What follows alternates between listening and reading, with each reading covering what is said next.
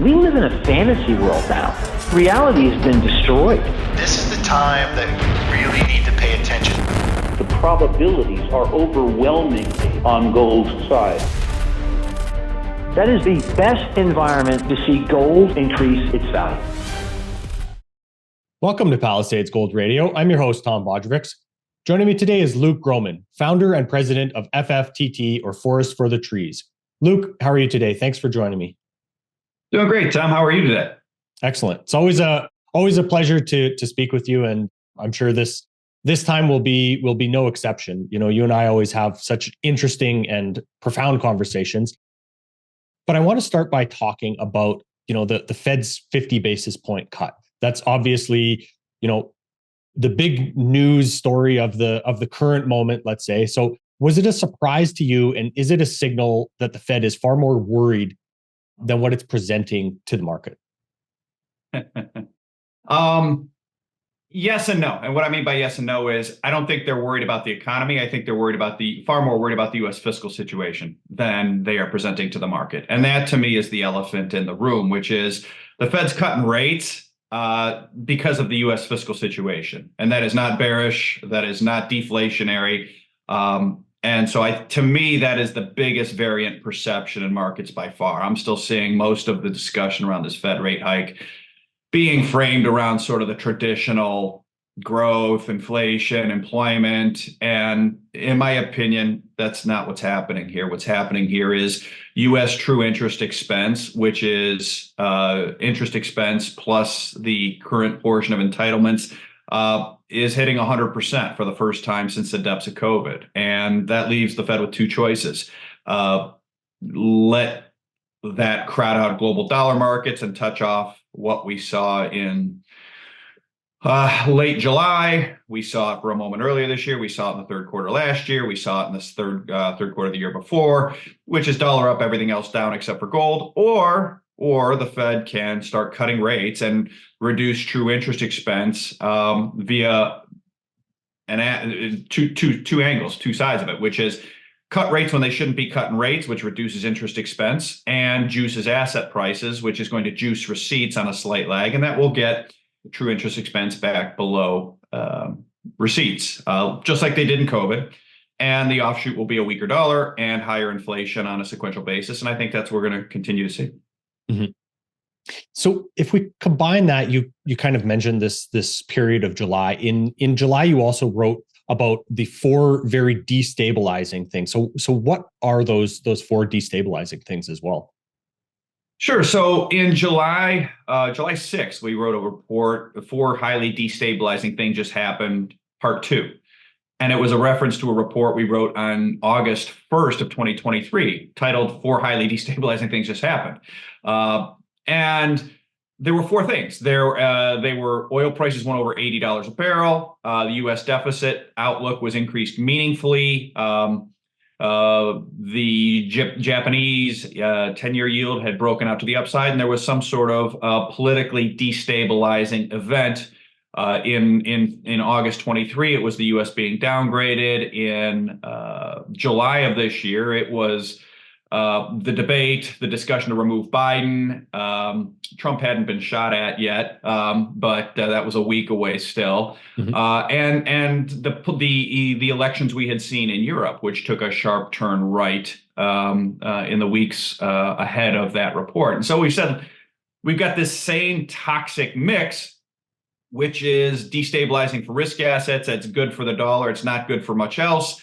The difference in the part 2 of four highly destabilizing things that we wrote on July 6th was that we still had the upcoming quarterly refunding announcement from Treasury at the end of July, and we still had the Fed's end of July meeting. We said, look, if the QRA is net good for liquidity, and or if the Fed cuts rates more than expected, then these things could be destabilized. And of course, QRA wasn't particularly good or bad for liquidity. It was kind of down the middle of the plate, and the Fed didn't cut rates. And so we got what we got in risk markets, which was an increase in volatility across asset classes. That didn't surprise me at all once we saw what the Fed did, or in that case didn't do, and what the QRA said.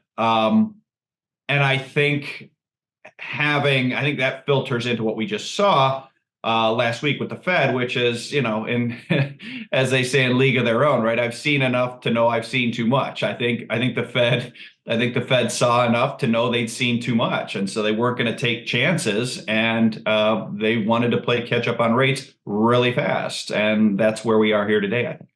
Mm-hmm.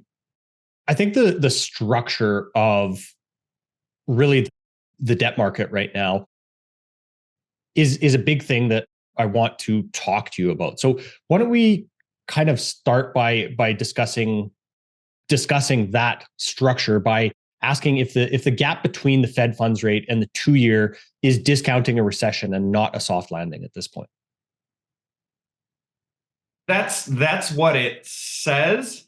That's what it says. And I think that, importantly, I think that is correct.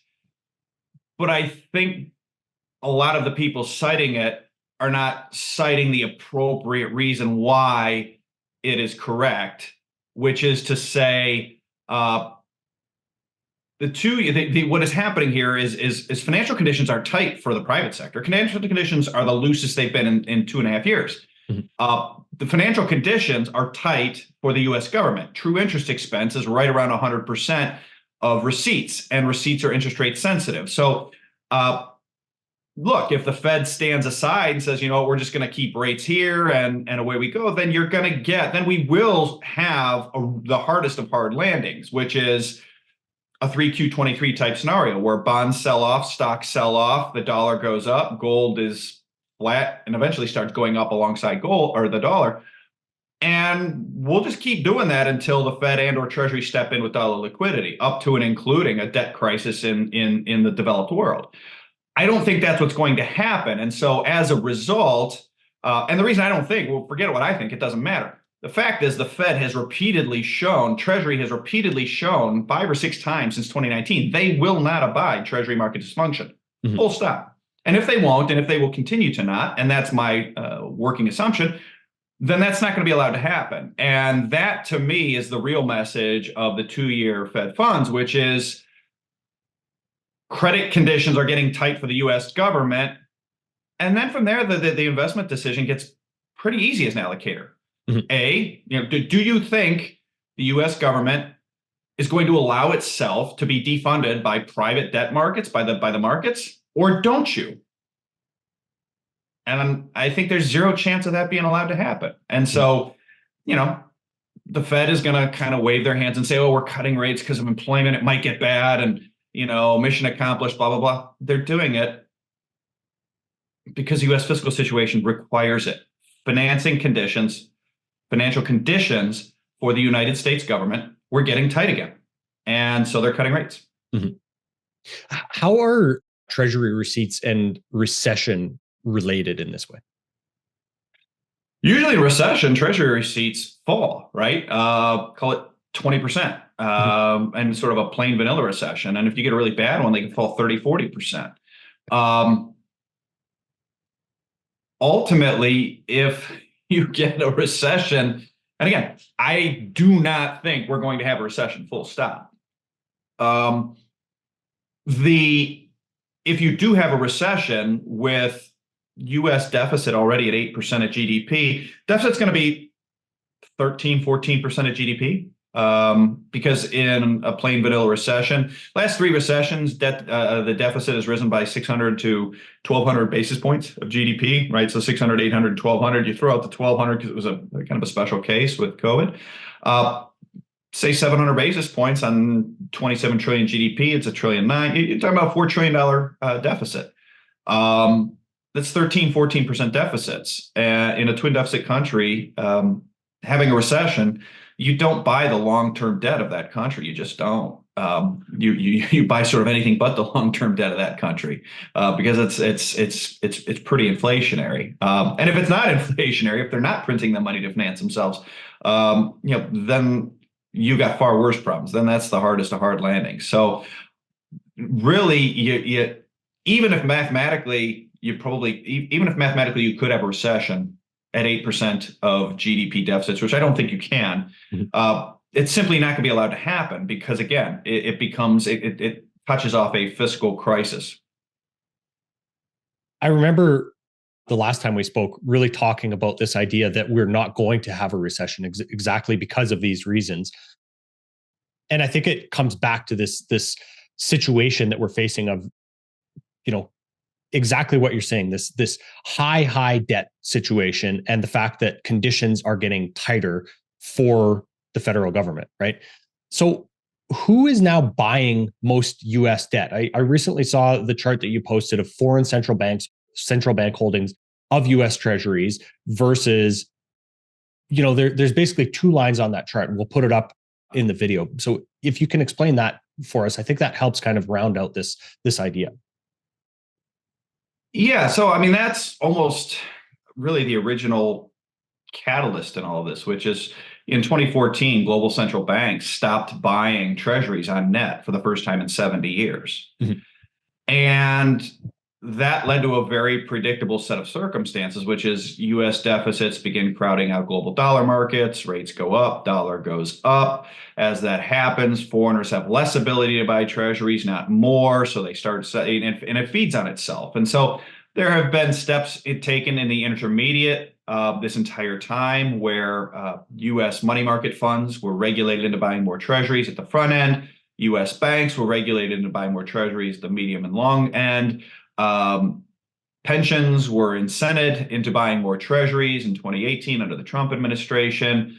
And in 2019 and then in 2020, we had the Fed start growing their balance sheet again to help buy more treasuries. And sort of all of this worked. And then sort of the last, I guess, step in that daisy chain of events was the Fed started raising rates and in part to make treasuries more attractive. And so you've had global private sector, global or US private sector banks buying more treasuries in that time as well. When you look at where we are today, foreign demand for treasuries is a function of the dollar. The dollar gets too strong, they're sellers of treasuries, not buyers. If the dollar gets weak enough, they're buyers of treasuries, not sellers. And the challenge within all that is anytime dollar gets too weak, inflation goes up, and they're not going to be buyers of treasuries then either. So there's this pincer of if the dollar gets too strong, the foreign sector is going to sell treasuries aggressively to defend their currencies. Mm-hmm. And if the dollar gets too weak, inflation is going to pick up on a lag, and there will be selling of treasuries because you don't buy treasuries when inflation's accelerating. And the moving room, is shrinking on that over time. It's still that dynamic works. It has been working. It's working again.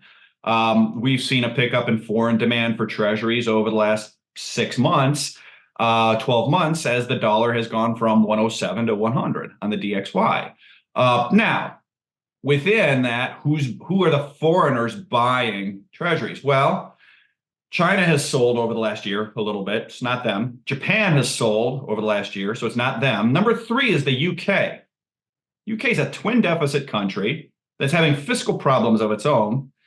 Their arguably fiscal situation is almost as bad or maybe even worse than the US is on some parts. So the point there about the twin deficit is it's not a trade-driven dynamic where the Brits are running a surplus against us and they have these dollar surpluses they're recycling in. That doesn't exist. And so who's the buyer in Britain? It's hedge funds and asset managers. Okay, which is fine.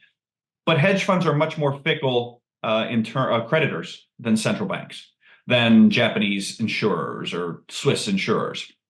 Okay, so the number 3 creditor now is a twin deficit country, UK. All right. Who's the number 4 creditor of the United States? Foreign. It's Luxembourg, another tax shelter. All right, not a very big country. Who's the number 5 foreign creditor of the United States now? It's the Cayman Islands. 65,000 people, 68,000 people. There's a population of Cayman Islands. They own like $370 billion of treasuries. Mm-hmm. Okay, so it's not the Cayman Islanders buying this stuff. It's, again, hedge funds. So your 3, 4, and 5, your 2 big sort of trade-driven creditors are selling.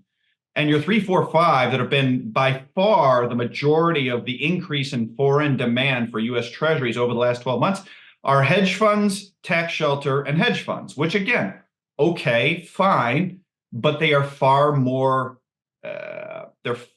fickle creditors than central banks. And importantly, a lot of times hedge funds are levered on various parts of their portfolio and in treasuries. And so when levered hedge funds and when markets get increasingly volatile, when volatility rises, levered hedge funds degross, they de-lever. That's just what they do. They de-risk. Well, that includes selling treasuries if they're highly levered in treasuries. And we've seen that where treasuries have increasingly been traded pro-cyclically with stocks, 3Q23, 3Q22, 1Q23. Rates have gone up as stocks have gone down. I think this is part and parcel the reason for it. The other thing is that hedge funds don't want to own 30-year paper, and certainly not 30-year paper levered, or 10-year paper, or even 7-year paper. What do they want to own? They want to own bills, which again is fine, but it implies the United States has gone from financing with some very patient creditors, global central banks, at very long durations, to financing increasingly on the margin with highly fickle creditors who only care about making money, and which is fine. Central banks don't care about making money. They care about politics and policy and blah, blah, blah. Hedge funds are very focused on making money now. They're levered, and they only want to finance largely at the front end, which is much more cash-like than the long end. So it's a secularly inflationary sort of classic emerging market problem of like, okay, we're running out of good patient long-term foreign creditors, so we're increasingly financing with more and more fickle creditors at shorter and shorter durations. And emerging market investors have seen this happen over and over. I still get a lot of pushback from people in the US who equate what I'm describing as like the end of the world and zombie apocalypse and all this. And it means none of those things, right? It just means secular inflation, and it means an allocation change if you're prudent, and losses of real purchasing power of your assets if you're not prudent. So going back to this structure of the debt, you mentioned that it's far more short term. Is it in a way, the issuance of the last 2 years on the really short end of the curve, was this in effect causing a stealth QE in some ways? Mechanically, it was similar in terms of liquidity injection. Last fall, when Yellen shifted issuance to the front end, that was, in my opinion, out of necessity. All else equal, she could have issued that at the long end and let the market price it wherever she wanted to price it. The reality was we were already seeing auctions at the long end that were very, very weak.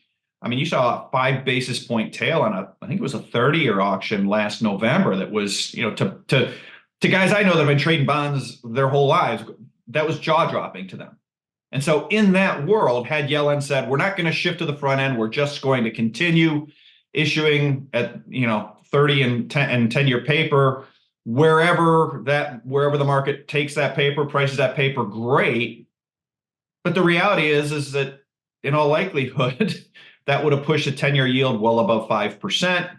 That, as sort of the policy rate of the real economy, would have created problems elsewhere that would have weighed on receipts, that would have triggered increasing borrowing needs, which again, if she would have termed out, you could quickly get into a debt spiral, which is, in my opinion, precisely why she moved it to the front end. I would have too. Anyone would have. And that just defers the problem, or it defers it and or shifts it into a currency / inflation problem. But those problems are down the road. And so that's why I think she did what she did. Those problems end up being somebody else's problem, right? Yeah. And you know what? If you can kind of control the narrative, like depending on who's in office, half the country is going to believe there's no inflation and half the country isn't. And so that's just where we are politically. So like if my team has 10% inflation, I'm going to believe it's 5. And if the other team has 10% inflation, I'm going to say it's 12. Right. And kind of that's where we are. So, I think the bigger issue or the bigger point is that we have gotten to the part of the movie where they are sort of robbing Peter to pay Paul. And that's not that's a sign of running out of wiggle room. So does this also, this let's say Treasury structure in some ways also affect the signal to the market of the yield curve inversion having been inverted for the longest time, I think, ever without a recession being declared? I mean, I think so, to the extent that there's not a lot of supply and at the long end, and there is a lot of supply at the short end. And all else equal, bills are much more cash-like than the long end. Then yeah, I think ultimately there is some portion of the long end where there's going to be a bid almost no matter what the rate is. There's duration matching liabilities from pensions and some regulatory stuff with the banks, and so they my guess is they probably have a decent idea of sort of, okay, no matter what, come hell or high water, no matter if the rate is 1 at the 10-year or if the rate is 5 at the 10-year, there's going to be, I don't know, 400 billion a year in bids. And I'm just making up a number. Mm-hmm. And so as long as we stay within that with our issuance, we're fine. I suspect they know that number. And I just, why? Because it's exactly how I would do it. I mean, I'm putting myself in their shoes. I'm looking at the same numbers they are, and it's like, it's a goat rodeo. And so that's exactly what I would do, is I would want to know where the demand was, how much demand there is that's going to be there hell or high water. Mm-hmm. And then anything else, I'm going to shift to the front end. And so a symptom of that happening would be the longest inversion we've had on record, probably, or certainly close, without a recession. Mm-hmm. So what effect is all of this going to have on the debt that needs to be refinanced over the next 3 years, Luke? I think ultimately it's going to force what we've begun to see, which is the Fed's going to have to cut at full employment. And I think inflation's going to pick back up. And I think it's pretty uniquely timed in that what the Fed just did is not going to show up in terms of inflation before the election. I think regardless of who wins, call it first quarter, second quarter next year, I strongly suspect you're going to see a notable pickup in inflationary trends. Maybe they're stagflationary, maybe they're not, I don't know. But I definitely think it'll be on the inflation side. I think you'll see the dollar weaken further. I think there's some, I think there is some, at least initially, difference between one person or another, one party or another winning in terms of what the dollar does. But I think in the very near term, I think the dollar will continue to sort of move down in an orderly fashion. And that's what the outcome's going to be. I think it's really good for stocks. I think it's really good for gold. I think it's really good for Bitcoin. I don't think it's a disaster for bonds, again, because they're just not issuing that much at the long end.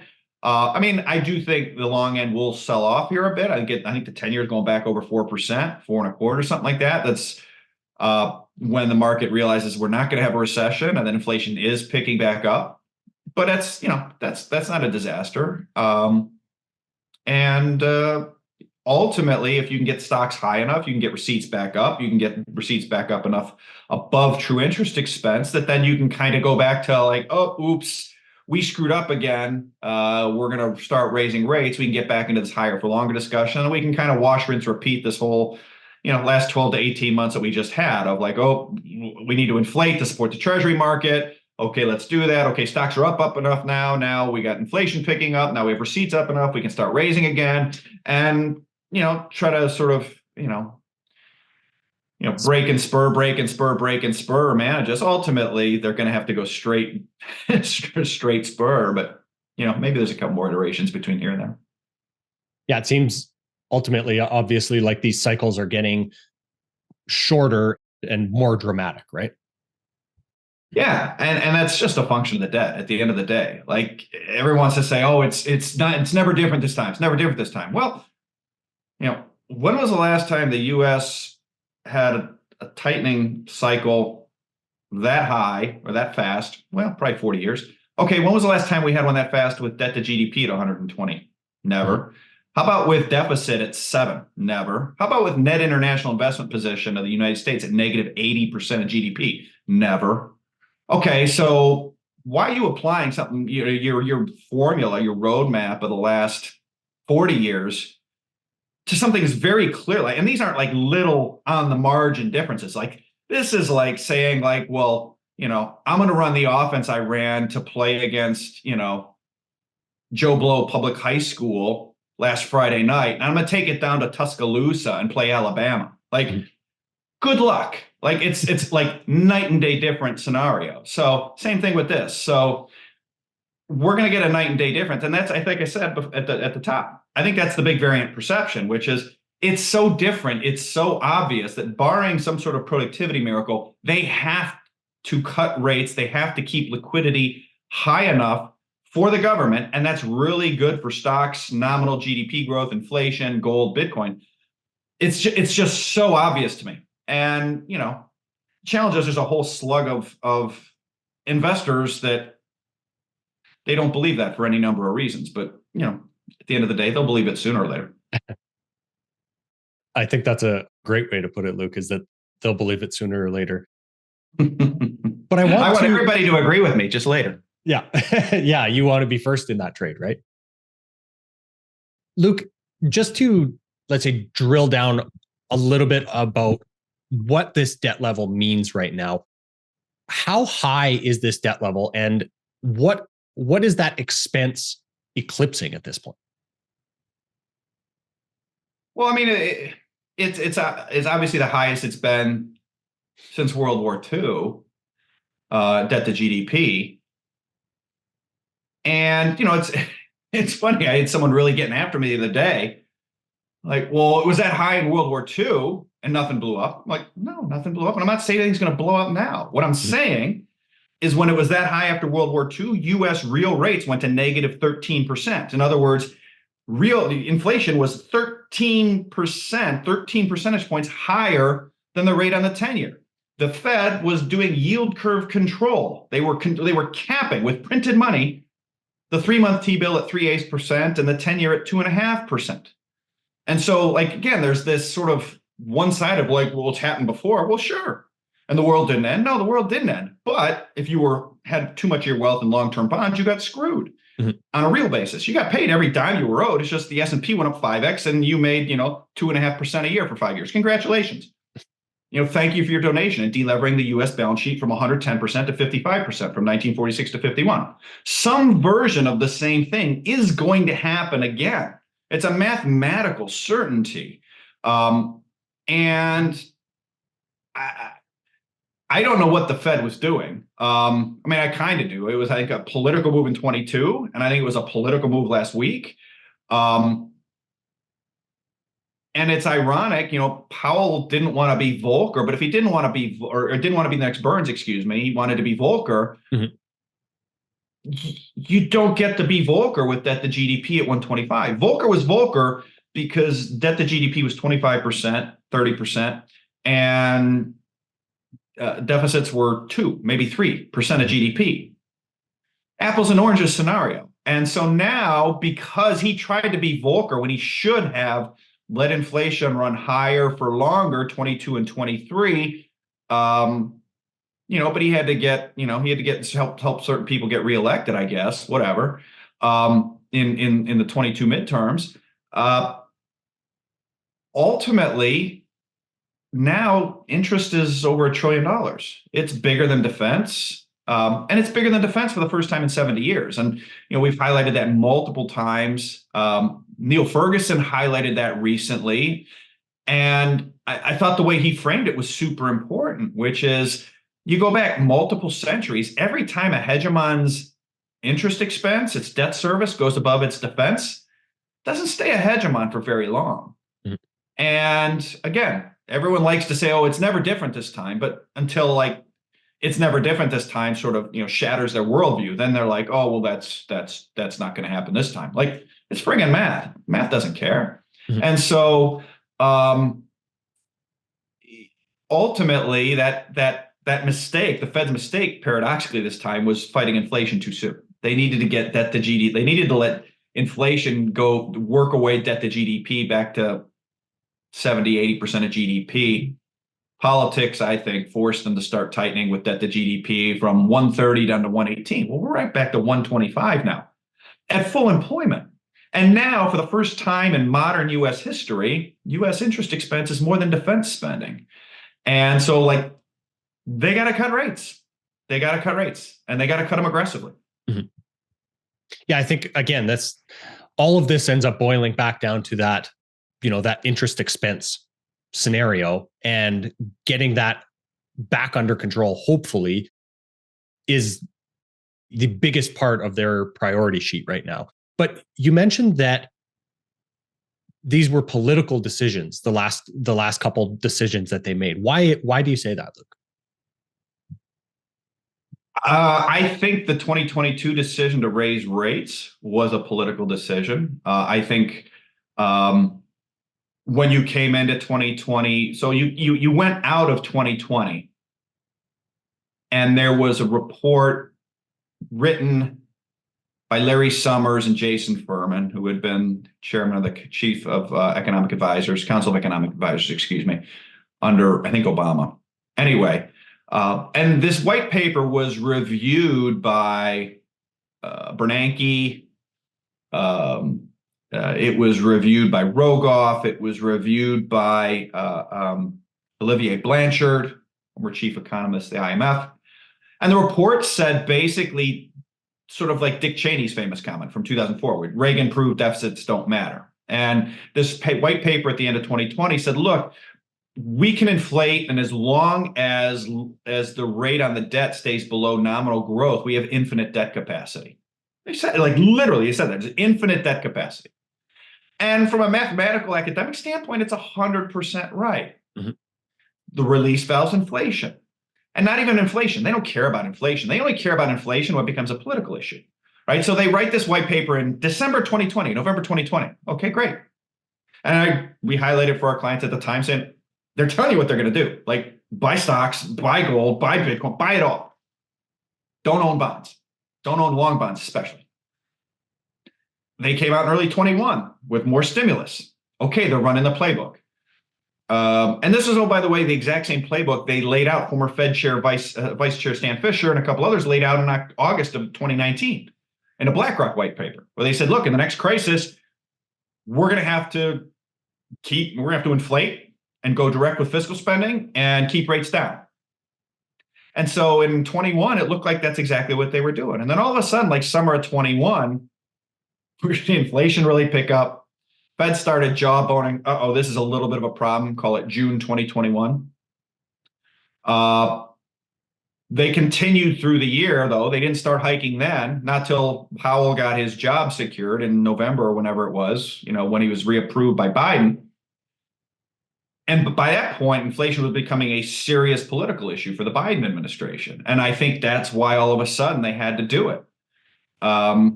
Because the 2022 midterms were looking iffy for the Biden administration. So you got to make an attempt to fight inflation. It was the wrong thing to do. It's like so much else we've seen with Western policymakers, which is, like Keynesianism, right? Keynesianism is not run little deficits when things are good and run big deficits when it's bad. It's run surpluses when things are good and run deficits when things are bad, but it's sort of been skewed all in the inflationary direction. In the same way here, how many times did we hear COVID is like another war? We have to respond like a war. I heard it over and over and over and over. We need to spend like a war. We need to spend like a war. It's, well, great. After World War II, I just said they ran real rates at negative 13%. And they got debt to GDP from 110 to 55 in 5 years. Mm-hmm. Okay, if it's a war, why didn't we do that? And the answer is Biden's and the Democrats would have lost in a landslide in 22 had they done that. Mm-hmm. And the problem now for all of us is that, okay, that's fine. Like, I get it. Again, I don't really care either way. I'm just trying to, respond to what's happening, trade the market I have, not the market I think should exist. And so what does that mean? That means now we've got debt to GDP right back to where it was. The deficit isn't 6, it's 8. Full employment is still there. And now you need to inflate again. Now you got to cut rates. And oh, by the way, now your interest expense is above your defense spending, which it wasn't in 21, 22. You screwed up. So now you're going to have to inflate. Again. Again, yeah. And more this time, by the way. Mm-hmm. So, Luke, where the rubber meets the road here, you've kind of touched on it a couple times, which is buy stocks, buy gold, buy Bitcoin. to, let's say, the traditional gold bug, this seems like not necessarily the scenario that they would typically imagine, where stocks, gold, Bitcoin, and real rates are all going up at the same time. So, I guess what I want to ask is, like, why is this the particular scenario that we're faced with? Is it just because of this inflate or die situation that we're in again, that we're, coming back to for the second time in, let's say, four years here? I think you're seeing stocks, gold, Bitcoin, and real rates all rise at the same time for a very straightforward reason, which is most of the noise we hear, most of the commentary we hear are people that are trying to trade month to month, and they tend to be smaller people just by nature of you can't trade month to month if you're a whale. You can do it if you're a smaller fish. And so, but if you're a whale, you don't have that luxury. You don't have the luxury of trading, of saying, well, I'm going to wait until, real rates get too high positive and force the Fed to pivot. But remember, Warren Buffett said in April 2020 that the Fed acted too fast for him to be able to react. He's got what's he got? 180 billion in cash, 280 billion in cash. I don't remember the number off the top of my head, but he has in bills, right? That's a lot of money, but in the grand scheme of things, that's not $500 million or $500 billion. That's not $1 trillion. That's not $2 trillion. That's not so if you are a whale, if you're a sovereign wealth whale, and critically, you don't have to mark the market monthly or quarterly. Once real rates go positive, okay, let's watch and see how the Fed reacts. What's the Fed and the Treasury going to do when real rates start to break the Treasury market like they did in 3Q22? And Powell, to his credit, kept tightening. Yellen, she didn't. She completely offset it. Oh, that was clue number one. Okay, the Americans are not going to allow, they're not going to take the pain of positive real rates on themselves. Okay, great. Now, if I'm a whale, I just start buying gold. I start buying stocks.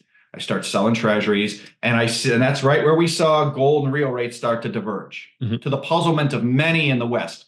Emerging market investors knew exactly what that message was, which is, okay, this isn't sustainable. Strike two was 1Q23. Silicon Valley Bank, Signature Bank. What do the Americans do? Do they stand aside? Nope. They did it again. Okay. Further, again, if I'm a whale, not a smaller fish managing month to month, if I'm a whale, they just reaffirm for me. When push comes to shove, I know what they're going to do. Great. Buy me more gold, further diverge from real rates. They can pretend and jawbone, oh, we're serious. I'm Volcker. Yeah, no, you're not. 3Q23, strike three. I mean, it's almost biblical. It's like Peter denying Christ 3 times, right? 3Q23, dollar hits 107, the 4 destabilizing things happen, rates are going up, stocks are going down. What do? Fed jumps in there. 7 Fed governors in 10 trading days. We think the bond market has done our job. What's Yellen do? She jumps in there, shifts to the front end. If I'm a whale, now I know I'm right. Now I press the bet. And so I think, long-winded way of saying, I think the reason stocks, gold, Bitcoin, and real rates are all going up is the whales have been allocated, right? They're steering the Titanic. They can't slalom the Titanic. They've got to, maybe the Titanic's a bad example, but they're steering, an aircraft carrier, right? Yeah. They're steering an aircraft carrier. You don't turn a aircraft carrier on a dime. You start adjusting it slowly. And so the aircraft carriers have been shifting towards the inevitability. And so they've already got a position in place. And just now, the Fed has said, oh, turns out the aircraft carriers were right. Turns out the math, and the aircraft carriers are looking at the math, right? It's like, okay, well, real rates are creating treasury problems. And once the Fed and Treasury has shown us that they are not going to abide Treasury market dysfunctioning, they're going to cap Treasury market volatility every time, which they did, then I don't have to worry about being right or wrong. I just have to manage my chips. And if I'm not marking month to month or quarter to quarter, like a whale is, every month I just buy a little more gold, a little more Bitcoin, I sell a little more treasuries, buy some more stocks. As more money comes in, I do the same thing, and I just keep doing that while real rates are positive and going up, and everyone else is trying to trade all this, which is fine. But now we've gotten to the part of the movie where for even the short-term traders, even the smaller guys, like now they're telling you. Now we're going to see what sort of the whales knew all along since 3Q22, which is, oh, real rates are the odd man out here, right? In theory, stocks up, gold up, Bitcoin up, real rates up. Either real rates are going to stay high and those other three are going to drop, or the dollar is going to drop and those other three are going to go even higher. And what I'm saying is the aircraft carriers, the whales, began to see in 3Q22 and then was reinforced in 1Q23 and then was really reinforced in 3Q23 that what's going to drop are real rates and the dollar. And that's what the Fed just started last week, is really dropping the real rates in the dollar. So Luke, if you're still bullish stocks, let's say all three of these categories together, what scenario makes you bearish on stocks and want to start, stepping away from them? Or is there a situation where you get bearish, all three categories? If there's two reasons to get bearish: austerity or capital flows. Austerity is the U.S. government comes out and says, look, the three holy untouchable grails of the last 30 years, which is Wall Street, Washington deficits, and baby boomers, are going to have austerity imposed on them. Then you probably want to own dollars and not a lot else. Maybe you start looking at mid to long term treasury bonds at that point. Mathematically, it can't work, but that would be number one. Politically, it can't work. Mathematically, it can't work. But if they say that, you're going to get a downdraft and you're going to want to own dollars and very little else, and maybe the long end. The other side is capital flows, which is if war breaks out, if capital controls break out, if the wrong political policy is adopted by one or the other parties next year in terms of taxing unrealized wealth. Now, all of a sudden, you talk about, look, John Paulson last week, he said, if they do an unrealized gains tax, I'm out of here, right? I'm going to take my ball and I'm going to go someplace else. And people say, where else can you go? I assure you, there's places they can go. They can go to Singapore. They can go to Switzerland. They can go to Caymans. They can go to UAE. They can pay off dollar-denominated debt around the world. There's a whole lot of things you can do. You can take it back to Europe. It's better than an unrealized wealth tax. Then that gets into a bearish type scenario, and that's like the Fed's worst nightmare, because that's dollar down, stocks down, bonds down, rates up. So those are the two things I'm really watching for. And war, I think, would be one of those triggers too, sadly. And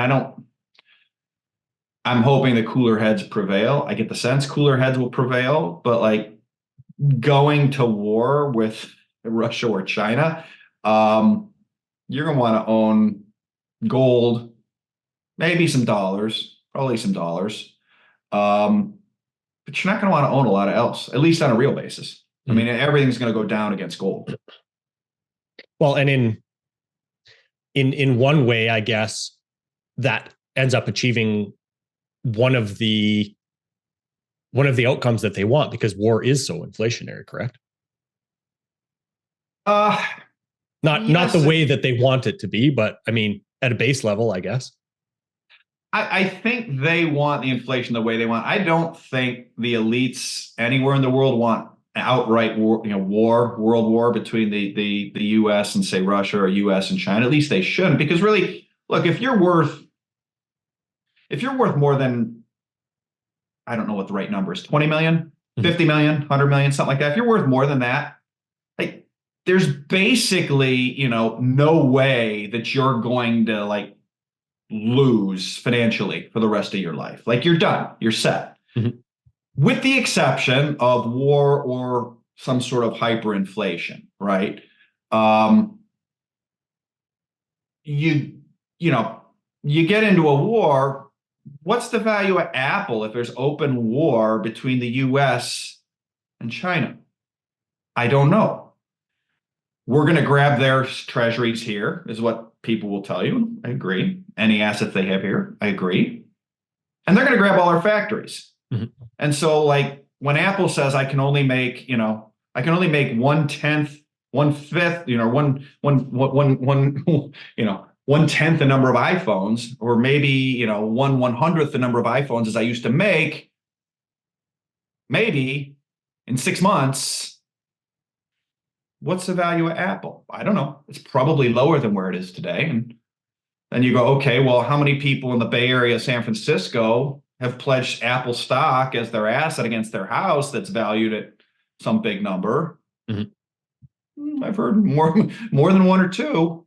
And so now the real estate market, and you play this out. So I just don't think war is investable in any real way. And that's before we even get into, like, look, if we had open war with a major power, the grids everywhere probably go down, probably for a long time. And like the last thing we're all going to be thinking about are stocks, because it's not going to friggin' matter. Yeah. Yeah, it seems like there's an idea of mutually assured economic destruction on both sides as well, as you're explaining that. That's kind of the scenario that comes to mind for me. Yeah, and it's exactly the phrase I've used in our research before. It's economic MAD, right? Economic mutually assured destruction. So, Luke, you mentioned earlier, this period after World War II, and this idea of actually having a surplus. I want to touch on this idea of that both parties actually introduced this in the past couple of weeks here, and this idea of an establishment of a sovereign wealth fund. What would that accomplish, and what are some of the intricacies to understand with that actual idea?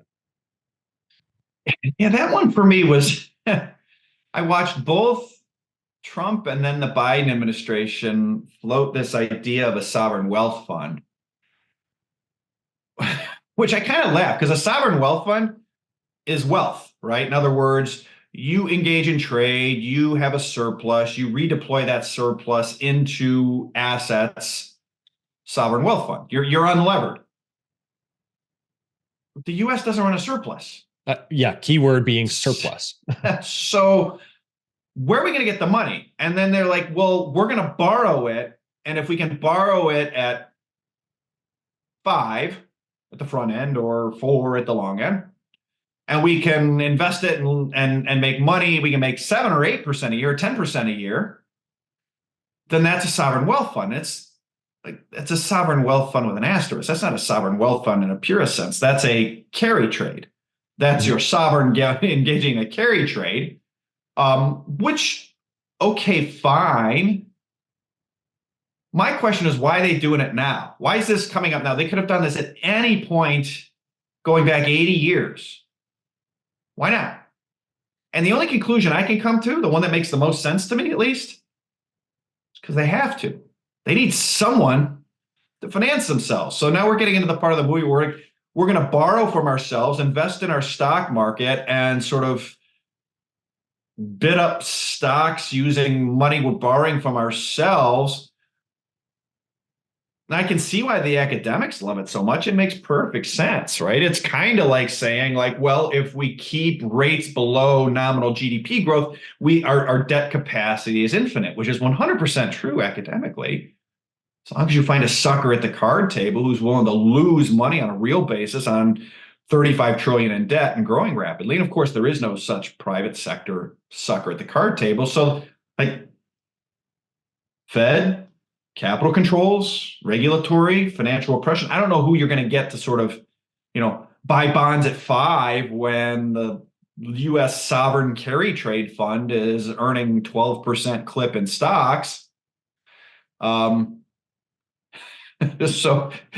to me, I sort of laughed at it. It's like we're now into the bargaining phase of the five stages of grief, right, around this fiscal crisis, which is, denial and anger and, bargaining and, whatever, sadness. I forget what they all are, but like, we're now in the bargaining phase with like, well, just let me do this and God make me chaste, just not quite yet. So, I don't know. It's mechanically, mathematically, it makes sense. But again, it's sort of 6 of 1, half dozen. Mm-hmm. It means more inflation. It means it's good for stocks, good for gold, good for Bitcoin. Right. Do you think there is any way to focus more spending to grow our way out of this debt situation? I spoke with a gentleman the other day that this is what the idea that he actually proposes. He wrote a whole book on this, which is to, spend like we did in COVID and or, possibly more, specifically to try to grow this domestic production capability to grow our way out of this debt situation. Do you think that's, a possibility at this point? Or do you think it's absolutely it's absolutely a possibility. It's a political choice. Mm-hmm. The bottom line, though, is someone's going to have to own $35 trillion in U.S. debt at some coupon. And if you're going to basically grow nominal GDP, nominal GDP is growing 5 to 6% right now, and the 10 years at 3.75. So if you own the 10-year, I don't know who owns a 10-year. Like I wouldn't own a 10-year at 3.75 with nominal growing 5 to 6. Mm-hmm. Look, if we grow it at 10 or 15%, absolutely. However, there's the other side of the accounting side of that proposal, which is there are no private sector profit motivated investors that are going to hold $35 trillion in U.S. Treasury bonds at 3.75% with nominal GDP growing 10 to 15. It's just not. Mm-hmm. And the problem is that at 10, you're in the same issue. Like inflation's going to go nuts and you're going to feed on yourself. So like that solution will absolutely work. But, and this is the part I see left out a lot, the Fed has to do yield curve control. They have to buy the bond market. And it's not going to be just the Treasury market. Because if they buy the Treasury market and pin that, then spreads are going to blow out everywhere else, and corporate America is going to blow up, and stock market goes down. This is the problem. And again, it's just a political choice. And once we go from bargaining to acceptance on the 5 stages, this is where we're going. This is where we're going to go, which is, okay, fine. It's like Winston Churchill said apocryphally, right? Which is the Americans always do the right thing after they've exhausted all the other options. Mm-hmm. That we've gotten the sovereign wealth fund in America is like, okay, we're getting close. We're getting close to what is going to happen, what has to happen, which is the Fed buys the bond market at 3%, and the U.S. government runs $5 trillion a year deficits and reinvests in industrial like we did during World War II, and we rebuild, and inflation goes nuts and wages go nuts. And, Wall Street rates traders and bond traders scream bloody murder. And, oh, by the way, you're going to have to lock them in place. You want to sell your treasuries? Sorry, guys, you own it. Thank you for your donation for the reindustrialization of America. We appreciate your service, and instead of, you add them to sort of the, thank you for your service. Thank yous, right? We thank our service members, and we also thank all of our bond traders because they're getting killed on a real basis to finance this reindustrialization of America. That's what, that's the part that's like, and again, I kind of said something about before. It was like, well, it's never different this time until it like completely blows up your worldview. Then you're like, oh no, it'll be different. Like, okay, yes, it's not different. We absolutely can fix this. Can we fix it without blowing up the bond market on a real basis? No, you can't. unless you have some always sort of miracle productivity. Sorry, there's always what? Always a trade-off somewhere. There's always a trade-off, and that's the trade-off. And like, we're getting there. We'll get there, but that's the trade-off. You know, we got out of it after World War II. We did, yes. And the S&P went up 5x, and bond holders, 10-year holders, made 2.5% a year. So they lost, like the S&P, they lost 80%. Their opportunity cost was 80% against the S&P over 5 years. That's what's going to happen. It has to. It has to. And, you know, you had capital controls, so you couldn't own gold. The American public couldn't. And, you know, foreigners were buying up gold then, taking it from us. So, you know, once they sort of started getting back on their feet and running surpluses against us again. So like it's not a perfect analog, but the big picture of like,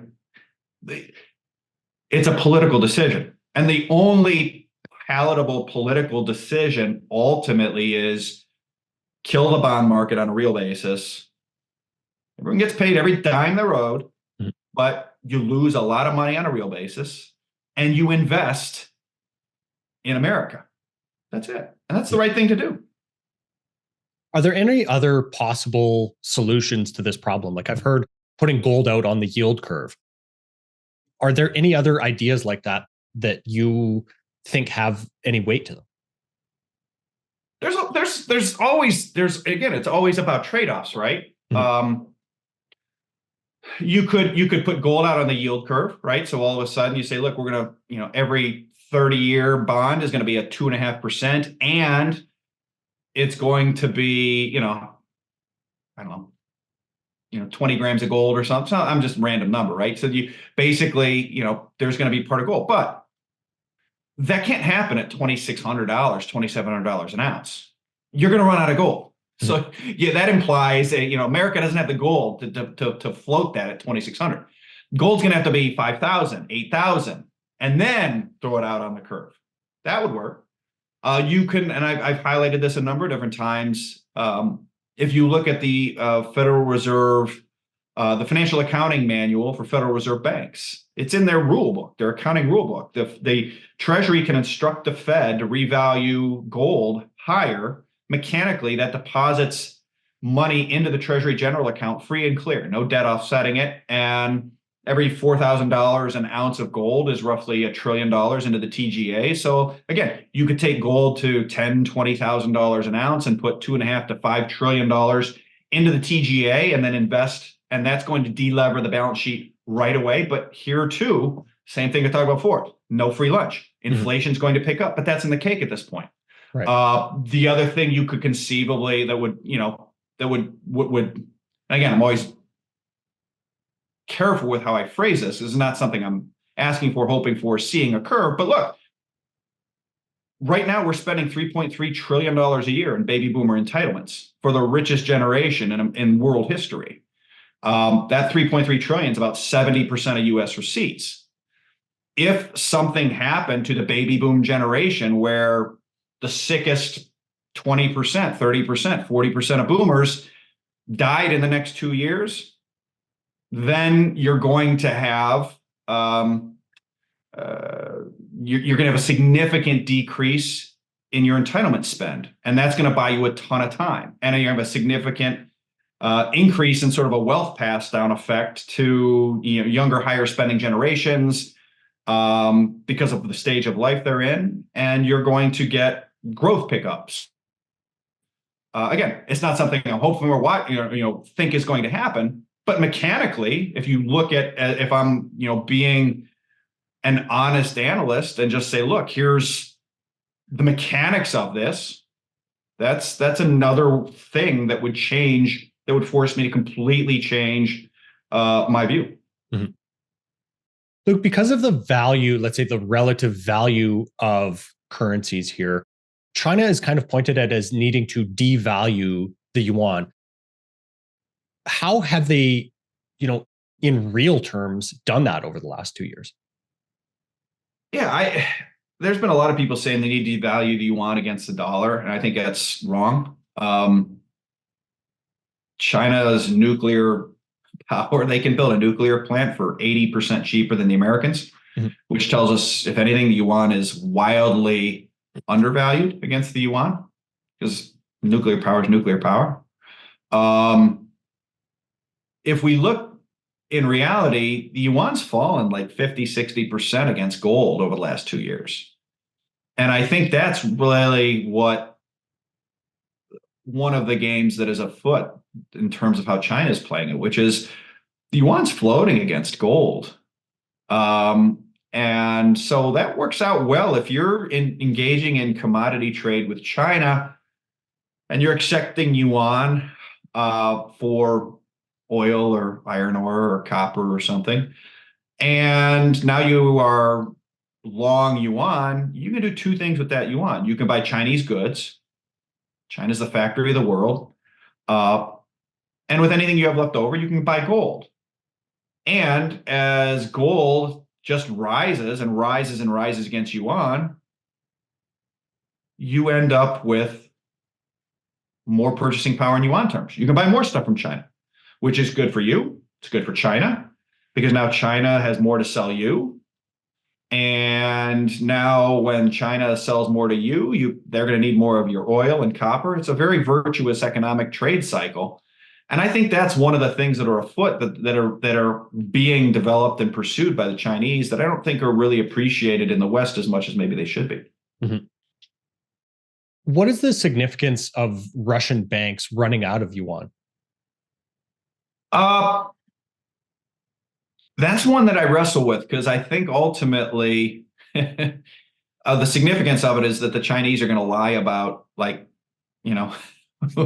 we're cutting them off. Okay. Well, take a look at the trade statistics between China and Russia. So they're not falling, right? So if the Russians are running out of yuan to buy stuff with because of US sanctions, it would stand to reason that trade is collapsing between China and Russia.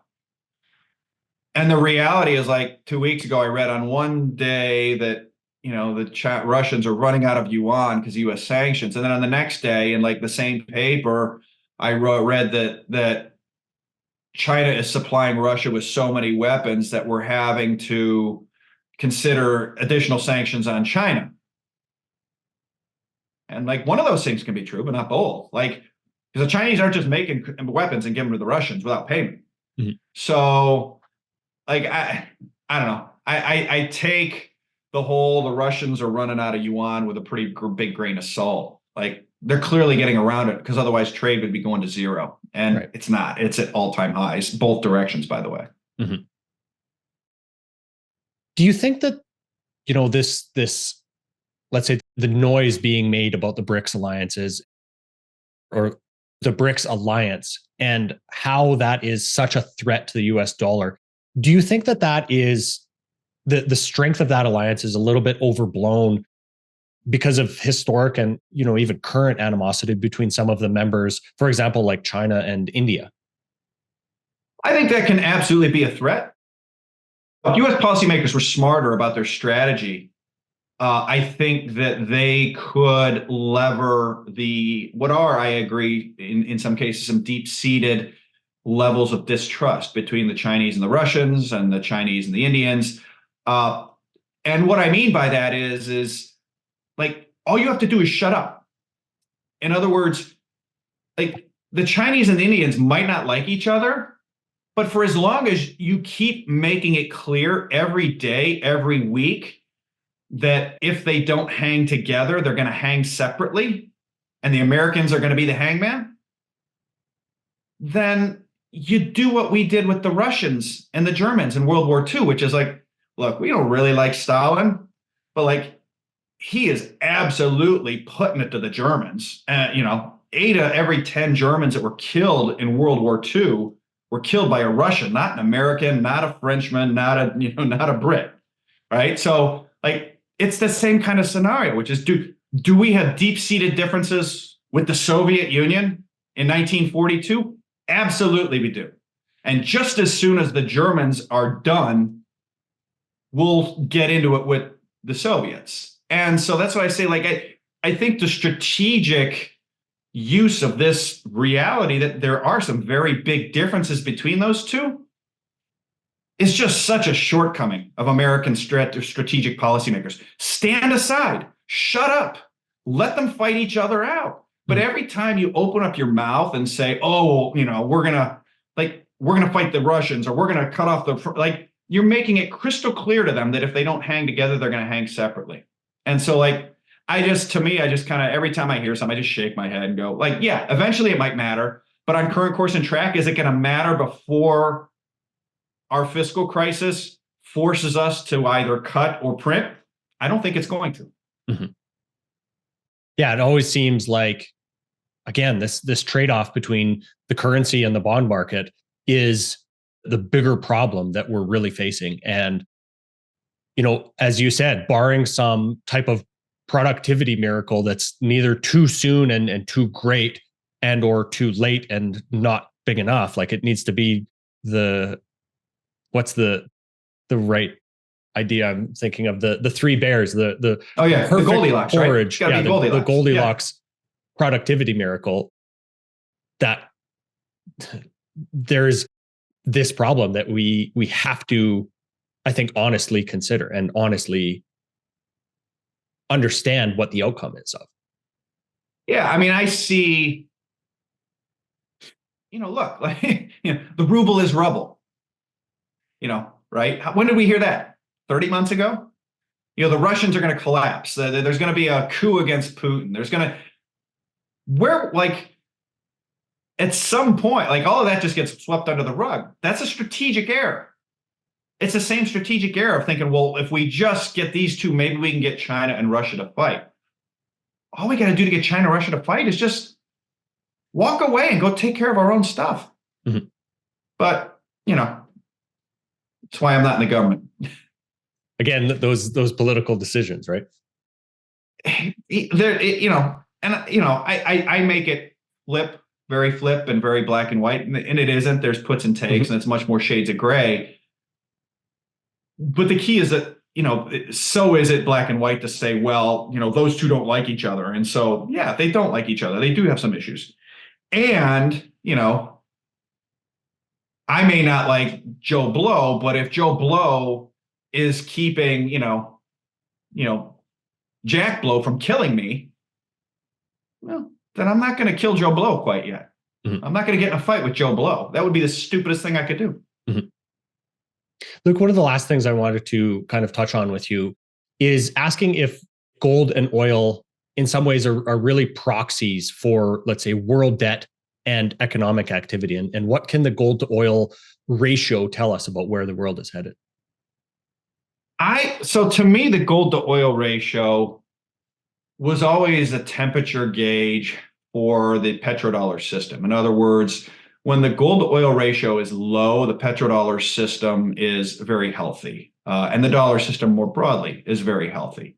Why? Because the low gold to oil ratio means gold is relatively cheap in the numerator, which means the treasury market is getting not a lot of competition from gold. People would prefer to hold treasuries. And oil in the denominator is relatively expensive, which means that there's a lot of dollars being generated from oil surpluses that are being recycled into the treasury market as well. And so a low gold to oil ratio is all else equal, sort of the dollar-centric status quo, euro-dollar system, blah, blah, blah. Petrodollar system, euro-dollar system is healthy. The rising gold to oil ratio means that system is under increasing amounts of stress. The higher gold goes, the more people want to own gold relative to treasuries, defunding the United States government, the United States military. And the lower gold oil is on a relative basis also, sort of defunding. There's not as many surpluses being generated out of oil markets into and, oh, by the way, when oil's cheaper, that puts less stress on the emerging markets. And when oil is stronger, that puts more pressure on emerging markets. They can't grow as fast, et cetera, et cetera. So when I see the gold to oil ratio doing what it's doing, which is it's gone from 8 barrels per ounce to 37 barrels per ounce since 2008. And when I especially see it going from 16 barrels an ounce to 37 barrels an ounce over the last 2 years since we sanctioned Russian FX reserves, it's conveying something really important in terms of there is real stress, whereas as global central banks are buying gold and not treasuries. And that over the last 10 years is exactly what they've done. They've bought no more treasuries. They've bought a lot more gold. That's sort of number one. Number two is I think this makes sense that's both there's a tactical aspect, but there's a strategic aspect to it too, which is if you're going to have to inflate, you have to inflate to get out of this. You can't inflate oil because all you're going to with debt to GDP as high as it is, we already saw this. Oil went to 100 in 2022, a little over it, and the bond market started breaking. And so you can't inflate oil a whole bunch to get out of this. You're going to have to inflate something that isn't used for anything. And paradoxically, the thing that pretty much everyone in the West has dinged for 40, 50, 60 for forever, maybe, that, oh, well, gold's not used for anything. For a very brief period of the long debt cycle, that's exactly what you want it for. You can inflate gold to a gazillion. No, so what? Doesn't matter. It's not used for anything. Right? You inflate oil to too high, system's going to collapse. The economy is going to collapse. People are going to starve. You inflate food, corn to too high. You're going to, we saw it with the Arab Spring, 2011. Food gets too high, bad things start to happen. So I think ultimately, as well, from a strategic standpoint, the gold to oil ratio rising is also, it's a sign of stress, like I just said, in terms of the petrodollar system, dollar-centric system, but it's also a sign that we're moving toward this sort of reset where ultimately gold's going to have to go a lot higher to reflate the system, to recapitalize global central banks, et cetera. Mm-hmm. And kind of flipping these, let's say these disparities or these ratios on their head, we kind of touched on the yuan carry trade earlier. And I wanted to get your opinion on the fact that Japan recently raised rates while now the Fed just cut rates. Do you think that this rate cut also starts to spur a further unwind of this yuan carry trade, which means, in turn, kind of more volatility for the markets? Possibly, but my base case right now is that the period of time, I think I was caught by surprise by the yen strengthening, triggering what it triggered. I've been saying forever, hey, they got to get the dollar down to sort of keep the wheels on the cart from a systemic standpoint. Mm-hmm. I was surprised that when they got the dollar down and the yen up, that you were also having a systemic issue. And I look at the price action, the yen dollar price action, you go from late July, early August through like mid-September, first week of September, 5-6 week period of time. Yen dollar traded in a range, like 144 to 147 or something, maybe 148. And my read on that was policymakers were keeping that in a range and sort of behind the scenes trying to work down the carry trade. And so the $64,000 question is how much more is there? I suspect we're going to find out. But my base case is that a lot of sort of the acute leverage that was in place was sort of degrossed in terms of the marginal leverage that's been put on over the last year and a half or so, last 2 years, in that sort of yen carry trade. So I think then the message is okay, BOJ raises, Fed cuts, dollar's going to go down. Let's find the next level, and we're going to find out real fast. I think it's actually net good for risk assets. I think probably that 5 to 6 week period of time, I think a lot of degrossing took place, and but we'll see. I don't know. Mm-hmm. Excellent, Luke. Well, I really want to thank you for such a wide-ranging and in-depth discussion. I think the nuances of all of these ideas that we talked about are so important to be able to take the time to discuss. So I'm very grateful for the amount of time that you granted me and our listeners today. Is there anything that you'd like to leave our listeners to think about or consider as we move forward here into the election and the end of the year? I think the pain trade's higher in risk assets and in gold and in Bitcoin. And that to me is the biggest thing. Is this ultimately liquidity is being supplied, and don't underestimate that, I guess. That's a great way to put it.